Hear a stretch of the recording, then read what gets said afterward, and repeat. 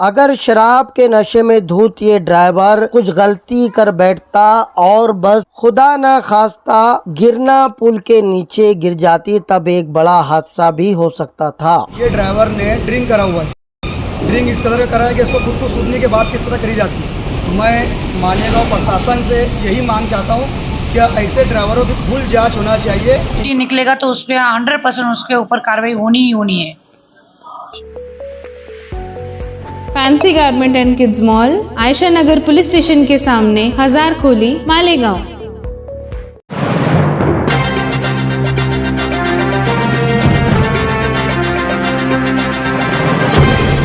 देखते रहिए the prime news Abdul Rahman के साथ।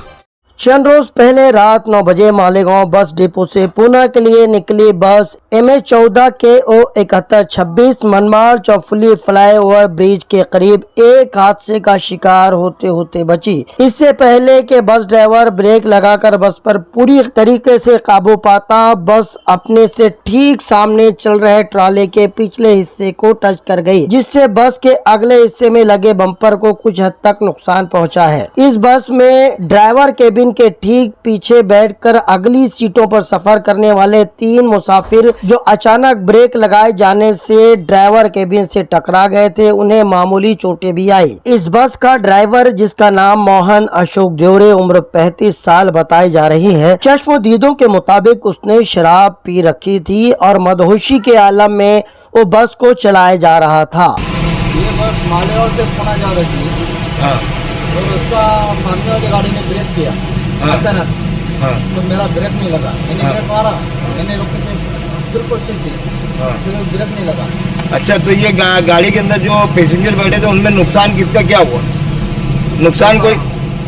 और तो मैं गाड़ी चला रहा था। नहीं, जाने नुकसान किसका कुछ हुआ? नहीं, नुकसान तो कुछ हुआ नहीं। हाँ। गाड़ी का नुकसान नहीं, कुछ नहीं हुआ। पैसेंजर का नुकसान, किसको मार लगी? पैसेंजर का नुकसान तो नहीं हुआ, पीछे थे कोई पैसेंजर, कोई नुकसान। अच्छा, ये गाड़ी पुणे जा रही थी क्या? हाँ, पुणे जा रही थी। अभी ये गाड़ी के अंदर जो 2 लोग को मार लगे, वो लोग को काले कर गए, कौन सा हॉस्पिटल में शिफ्ट करें उनको? अभी मेरे को तो कुछ मालूम नहीं, मैंने बोला था उनको, जो बोल रहे थे ना मेरे को मार लगा है ऐसा वैसा। ये गाड़ी के अंदर 2 लोग को मार लगे, इनको यहाँ से उठाकर कोई हॉस्पिटल में रिफर करा गया। और ये ड्राइवर ने ड्रिंक करा हुआ है। ड्रिंक इस कदर करा है कि इसको खुद को सूझने के बाद किस तरह करी जाती है। मैं मालेगांव प्रशासन से यही मांग चाहता हूँ कि ऐसे ड्राइवरों की फुल जांच होना चाहिए, इनके ऊपर कानूनी कार्रवाई होना चाहिए, इसकी इंक्वायरी बैठना चाहिए।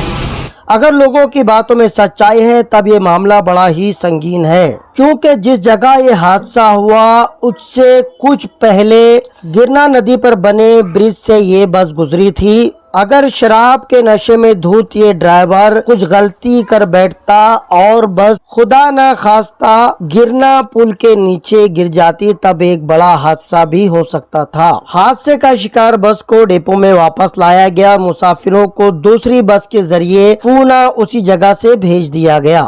हादसे के बाद उस जगह मौजूद लोग बेकाबू होते देखे गए, जिसके बाद गफलत बरतने वाले ड्राइवर को पास ही बनी पुलिस चौकी में बिठा दिया गया।